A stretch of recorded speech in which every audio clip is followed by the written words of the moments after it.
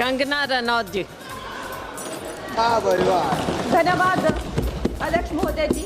आज से 1 साल पहले हमारे माननीय गृह मंत्री श्री अमित शाह जी ने यशस्वी प्रधानमंत्री श्री नरेंद्र मोदी जी के नेतृत्व में पूरे देश के सामने संकल्प लिया था, घोषणा की थी कि मार्च 31, 2026 तक हम ये जो माओवाद है, ये जो लेफ्टिस्ट वामपंथी टेररिज्म है, इसकी जड़ें जो है देश से उखाड़ फेंकेंगे।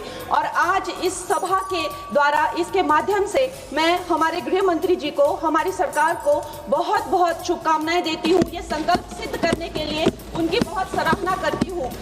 अध्यक्ष महोदय, 1967 में ये छोटी सी चिंगारी माओवाद की उठी थी। उस वक्त अगर कांग्रेस सरकार चाहती तो इसको उसी वक्त दबा सकती थी, लेकिन उन्होंने क्या किया, उल्टा उन्होंने आदिवासी लोगों को जो है वो सौतेला ट्रीटमेंट दिया। उनके बीच में जो एक वैचारिक दूरियां थी उनको कभी भी उन्होंने खत्म नहीं किया।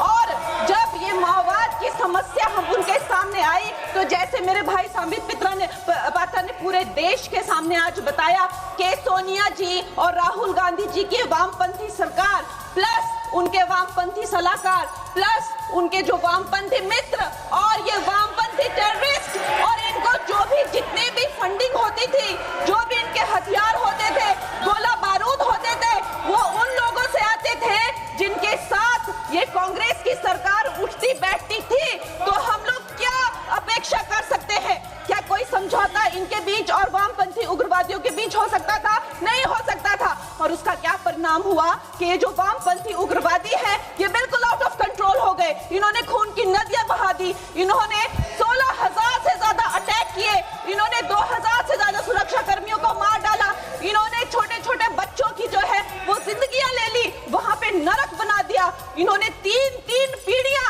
ये जो है नक्सलवाद की जो आग में है, जो इन्होंने झोंक दी। और जब इसके अंधेरे में पूरी तरह से जो ये क्षेत्र है जो डूब गए, जिन छोटे छोटे बच्चों के हाथ में लैपटॉप और कलम होनी चाहिए थी, उनके हाथों में इन्होंने बंदूकें दे दी। अध्यक्ष महोदय, इन्होंने जब पूरी तरह से उनका भविष्य खत्म कर दिया तो पूरी तरह से अंधकार में तो अपना हाथ झटक लिया। इनको रेड कॉरिडोर बोल के, नो गो जोन बोलकर जो है पूरे देश में बदनाम कर दिया। हम भी फिल्म इंडस्ट्री में हम सोचते थे कि इतने अच्छे जंगल हैं, वहां जाके कोई गांव की शूटिंग करते हैं, अच्छा कोई गाना बनाते हैं, लेकिन उस टाइम की जो व्यवस्था है वो क्या कहती थी, अरे ये जो आदिवासी लोग हैं ये बड़े ही उग्र होते हैं, ये देश के साथ नहीं रहना चाहते, वहां शूटिंग मत करिए। खुद की असफलता छुपाने के लिए इन्होंने पूरे देश से जो है आदिवासी समाज को इन्होंने आइसोलेट कर दिया। लेकिन हमारे प्रधानमंत्री श्री नरेंद्र मोदी जी कहते हैं कि रात चाहे कितनी भी लंबी हो, वो रात ही है, सवेरा होना निश्चित है।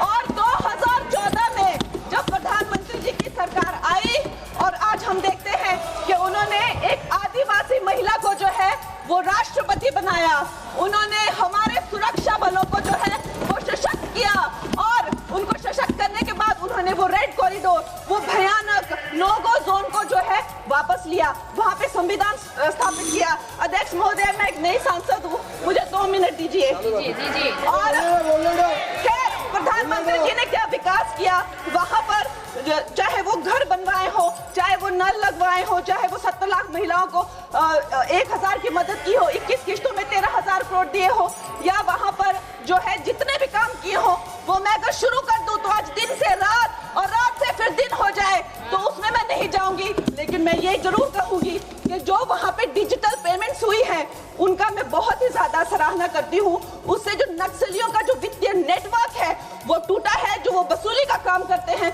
वो टूटा है, जिससे वो खोखले हुए हैं। उसके साथ में सबसे सराहनीय काम जो किया है वो मैं कहूंगी विकास और विश्वास के साथ जो हमारी सरकार ने इसको जोड़ा है। उसके उपरांत जो है उन्होंने जो समर्पण की नीति अपनाई है, 8,000 से ज्यादा युवा जो हैं वो समर्पण कर मुख्य धारा से जुड़े हैं, उनको 5 लाख की राशि और उनको रोजगार दिया जा रहा है।